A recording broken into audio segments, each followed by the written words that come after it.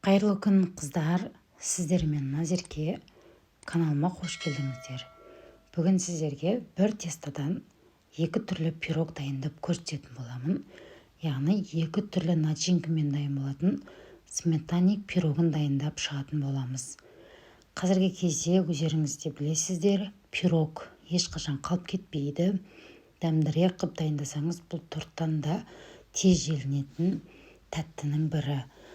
Алдымен тестасын дайындаймыз. Илектен өткізілген ұнымызға разлохитель, яғни қамыр қопсытқышымызды қосып, екеуін жақсылап араластырып бөлек алып қоямыз.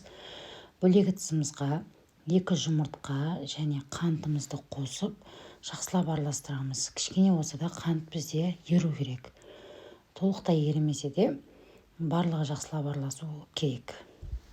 Және оған қосатын сары майымыз бөлме температурасында болғаны дұрыс. Жақсылап араластырып кружка дайындаймыз. Араластырып жатқан кезде қолдарыңызбен нығыздаған кезде шашылып тұратындай болу керек. Енді жұмыртқалы массамызды қосып жақсылап араластырамыз. Қыздар, осы кезде сіздерге айта кететін жайт, ұнның өзінің тығыздығына да байланысты болады. Мына кезде уже кішкене чуть-чуть қолға жабысып отқаннан кейін мен 10-15 граммдай ұн қосып жібердім. Ең соңында. Сонда қолға жабыспайтын әдемі қамыр иленіп шығады. Теңде 2 бөлікке бөліп, бетін жауып, тындырып 20-25 минутқа қойып қойыңыздар. Холодильникке салып қоюға да болады. Және ұнмен жайып алсаңыздар да болады. Былай бортигін шығарып, ыдысқа орналастырасыздар. Енді өздеріңіздің қалауларыңыз бойынша негізі оқтаумен жайып алып, сосын бортигін шығарған өте оңай болады. Ал енді начинкасын дайындаймыз. Бізге оған қаймақ қажет болады. 20 немесе 25%. 25% қаймақ піскен кезде сарқыштау болады. Қаймақтан кейін қант, 2 жұмыртқа және кукурузный крахмал қосамыз.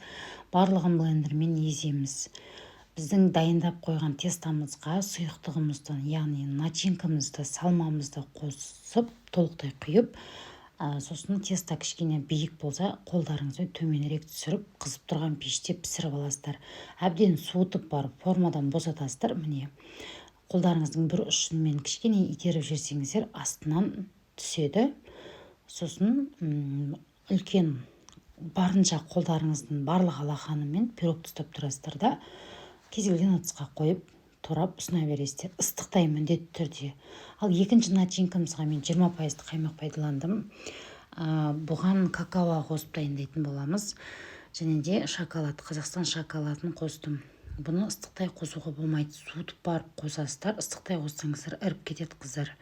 Барлығын блендермен еземіз. Дәл жаңағы біздің бірінші жасаған сметаник пирог сияқты, тек қоспасы шоколад пен какао. Піскен кезде мен бетіне кішкене какао сеуіп әсемдегім келген еді, бірақ вид онша ұнамады. Сосын сахарный пудра қоса салдым бетіне әсемдеуге. Негізі өзіңіздің үйіңізде клубника болсын, кез келген жеміс-жидекпен әсемдесеңіз де болады. Мен жай ғана үй жағдайында қарапайым әдіспен көрсетіп жатырмын. Мына жерде бізде классикалық сметаник, арасы өте жақсы көтерілген, жұмсақ болып шығады. Екінші түрі шоколадный. Бұл да өте тамаша болып шықты арасы. Міндетті түрде жасап көріңіздер. Сіздерге ұнайды деген ойдамын. Егер каналым сіздерге ұнап жатса, YouTube каналыма тіркеліп, осы видеоны достарыңызға поделиться батырмасын басып, тарқатып бөлісіп қойыңыздар. Тегін мастер-класспен. Және де Instagram парақшам Назерке Нұрбай. Ол жақта да түрлі тегін рецепттер, стористарда жақсы салынады. Ол жаққа да қосылып алсаңыздар болады, қыздар. Баршаларыңызға үлкен рахмет. Осылай менің видеоларымды қолдап отырсаңыздар, түрлі тегін мастер-класстармен бөлісемін.